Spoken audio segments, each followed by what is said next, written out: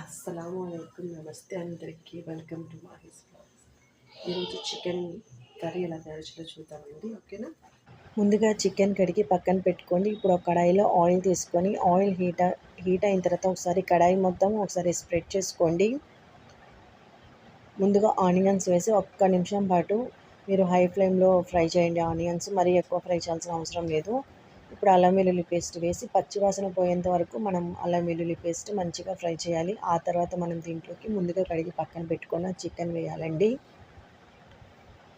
Onions ఎందుకు ఎక్కువ fry చేయొద్దు అన్నానంటే, మరీ ఫ్రై చేస్తే వాటర్ ఎక్కువ ఫామ్ అవ్వవు. ఇప్పుడు చికెన్తో పాటు మనకి ఆనియన్స్ ఈ రెండిటితో వాటర్ ఫామ్ అవుతుంది. మూత పెట్టి మధ్య మధ్యలో కలుపుకుంటూ ఉండాలండి.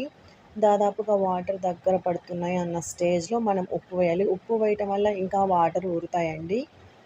మళ్ళీ ఇంకొంచెం వాటర్ ఉన్నాయి అనిపిస్తుంది కదా కర్రీలో, ఆ స్టేజ్లో ఆల్మోస్ట్ వాటర్ ఇంకిపోవడానికి వచ్చిన స్టేజ్లో మనం కారం వేసుకోవాలి. మధ్య మధ్యలో మూత పెట్టి మనం మీడియం ఫ్లేమ్లో పెట్టి కలుపుకుంటూ ఉండాలండి.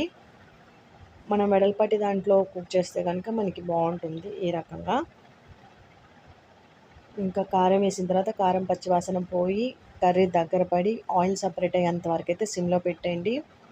ఇప్పుడు నేను ఎండు కొబ్బరి తురుము వేస్తున్నా అండి. ఇది పచ్చి కొబ్బరి అంటే ఎండు కొబ్బరి ఫ్రై చేయలేదు, ఆ తురుము అనమాట.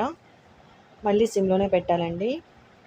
సిమ్లో పెట్టి మళ్ళీ కర్రీ దగ్గర పడి ఆయిల్ సపరేట్ అయ్యేంత వరకు ఎండు కొబ్బరి పచ్చివాసన పోయేంత వరకు మనం కుక్ చేసుకోవాలి.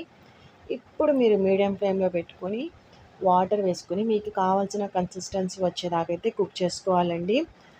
మీ దగ్గర ఉంటే కనుక ధనియాల పొడి వేసుకోండి. ఏ స్టేజ్లో అయినా వేసుకోవచ్చు ధనియాల పొడి.